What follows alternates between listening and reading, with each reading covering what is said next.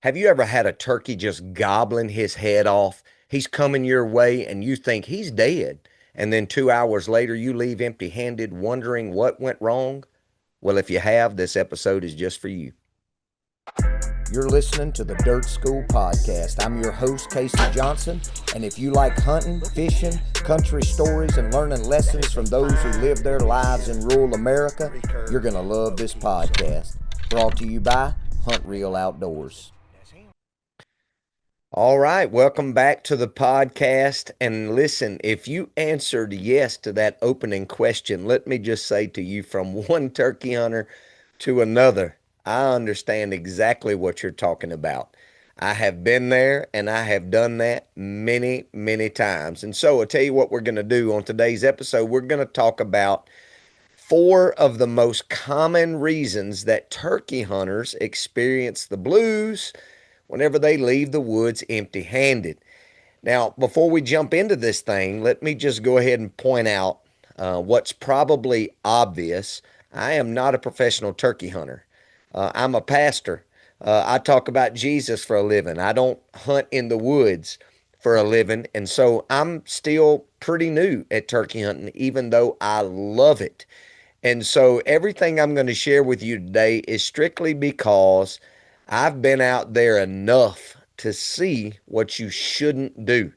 And so that's why we're going to talk about the things that are the most common mistakes that keeps a turkey hunter from walking out of the woods with an old Tom over his back. So let's dive into this thing today and see if we can't learn something. I'm pretty sure if you pay a little bit of attention to what's going on in this podcast, then you're going to go, ooh, I've done that before.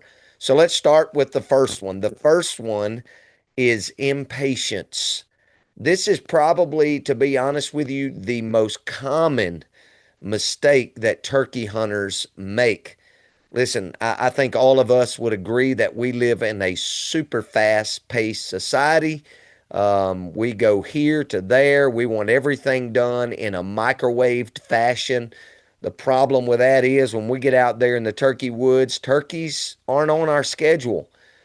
Turkeys, despite whether they're gobbling their heads off or not, there are still some natural instincts that they have that cause them to most of the time come in very cautiously.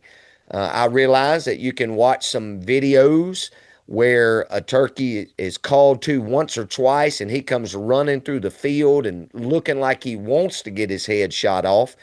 But the truth is, most of the time, that's not the way it works out. They usually come in very cautiously, very reserved. Oftentimes, they'll sneak up on you, and you just have to be ready. The main thing is that you don't want to be impatient. And here's why I say that. Oftentimes, our desire to make something happen usually makes us make the wrong thing happen because we get impatient. Let me give you a story. It was a few years ago. I was hunting at a little place close to my house, and I had a bird. He was gobbling at everything. I mean, it was like he was on a string, and he was coming straight to me, and he gets about 75 yards out there. I can't see him. I just know he's there because he's gobbling like crazy. And then all of a sudden, he gets hung up. I'm sitting there for 15 minutes, 20 minutes calling at this turkey, and he just won't come. He won't come at all. And so I decided to do what I had been taught to do, and that is to just go silent. Just don't say a word. Let him start wondering what that hen is doing, where that hen's going. Did she leave? Is she still over there? And so just be patient. Now, the problem with that is it tested my impatience and I couldn't take it. And so I moved, and guess what? He saw me, and the game was over. The last time I saw that turkey, that dude was running through the woods, getting away from the hen that he thought he heard. So the moral of the story is be more patient. And when you run out of patience, exercise more patience. I would even say this, that patience probably has killed more turkeys than great calling ever has.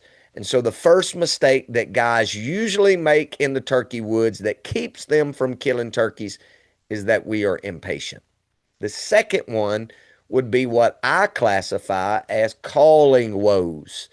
Listen, there are a lot of calls that we can make when we're in the woods, and sometimes these calling mistakes may seem like a small issue, but they can indeed cause a lot of problems for you.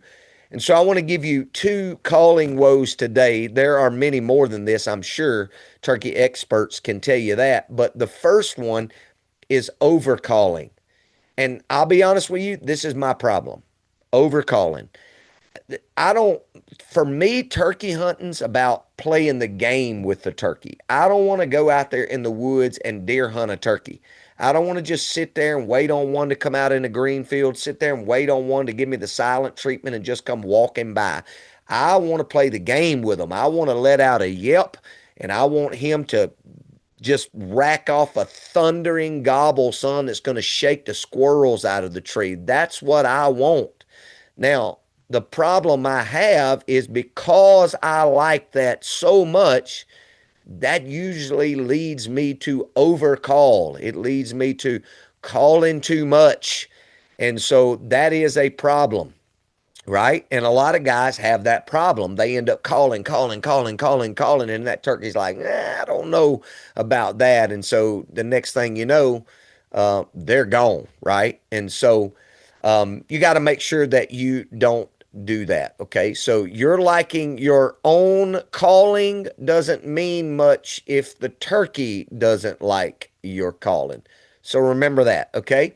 All right. The second calling woe is not just over calling, but out of place calling. Out of place calling. I remember a few years ago, I was on a hunt and I had two gobblers, one on each side of me. And so I've always heard that that was really good. If you could get in between two gobblers, you could start calling to them and they'll make their way toward that hen. And the next thing you know, you're working two gobblers instead of one. So I'm calling, and I had one gobbler that seemed like he was, on a rope coming toward me.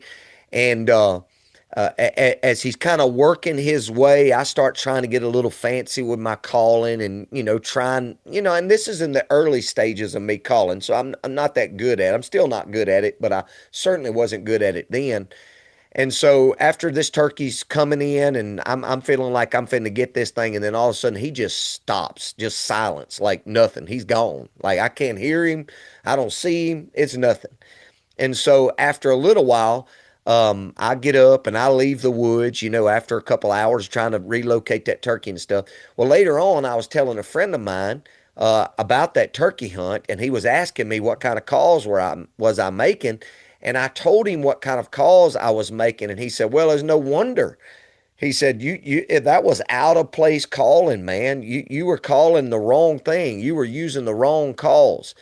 And I'm talking about it was a gut punch for him to sit there and explain to me what I was doing wrong and why I didn't get that turkey. And so I'll just say this as far as out of place calling is concerned. There is nothing worse than giving a putt when you should have given a cluck. So it's important for you to know your call, know how to work your call, and know what calls turkeys actually make and why they actually make those calls. That was a mistake on my part, and I want you to learn a lesson from my calling woes and out of place calling. And so the last thing you want to do when you go into the woods is speak the wrong language to the turkey. That'll mess you up every time. All right. So calling woes is the second mistake that people make whenever they're turkey hunting.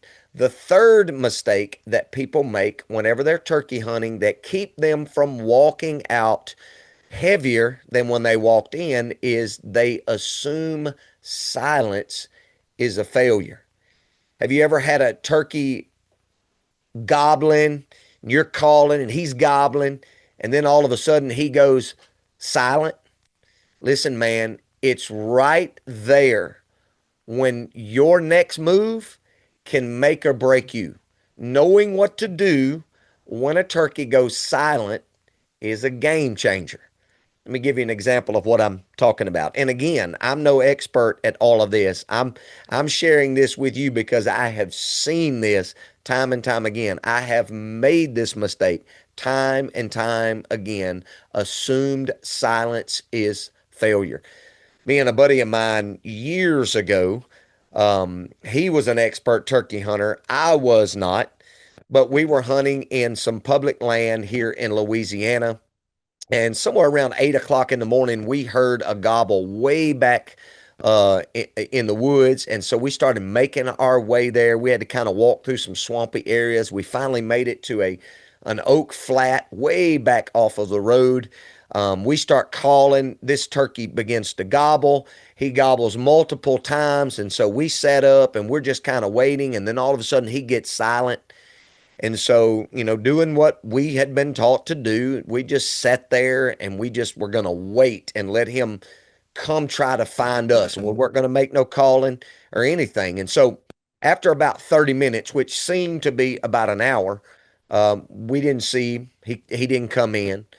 And so, we stand up and we're kind of positioned toward each other and we're just whispering and talking about what our next move is going to be.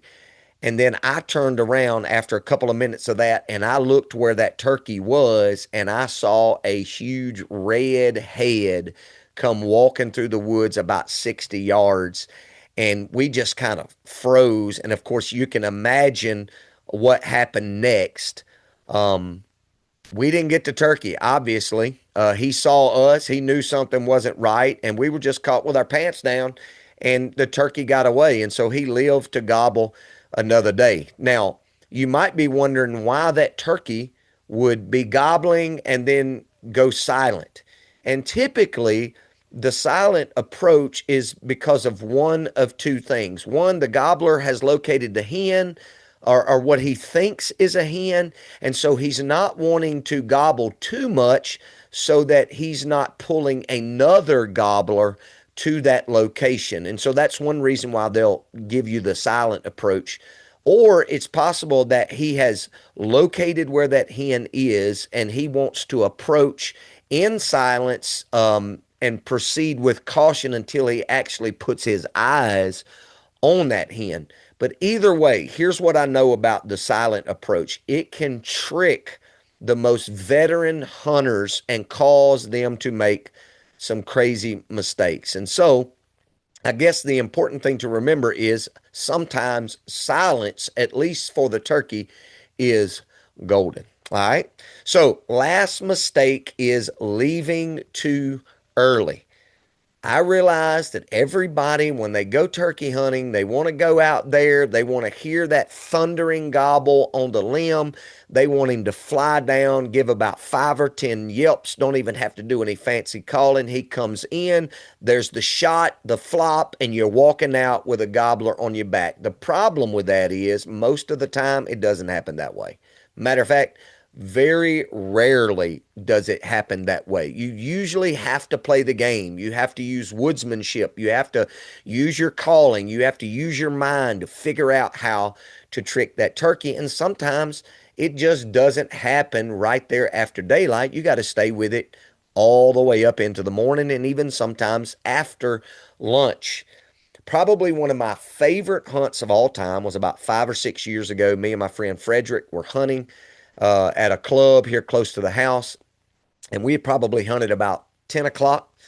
And we were going to go back to work because, we didn't want our employers to be too upset with us. And so while we were driving out down some gravel, I turned to the right and I looked out in some cleared pines, and there was a gobbler out there on a knoll, and he was swole up, and he was just a turning out on that knoll. So we played it cool.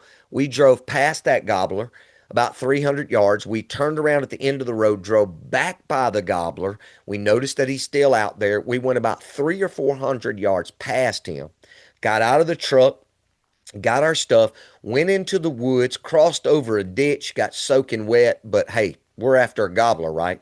So we set up, Frederick puts his diaphragm call in his mouth. He's calling for me. I'm set up about 20 yards in front of him. He lets out a yelp, and I'm talking about this thing thunders.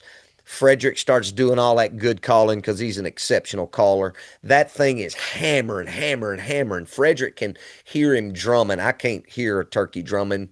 My ears just don't work right, I guess. But he's drumming. He's coming in.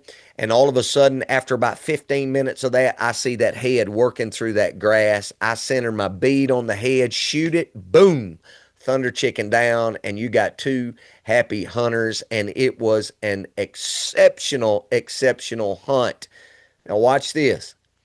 Most guys don't see that happen, and the reason why is because they're already gone. They've left the woods at 9 o'clock, 9:30, 10 o'clock because they get discouraged.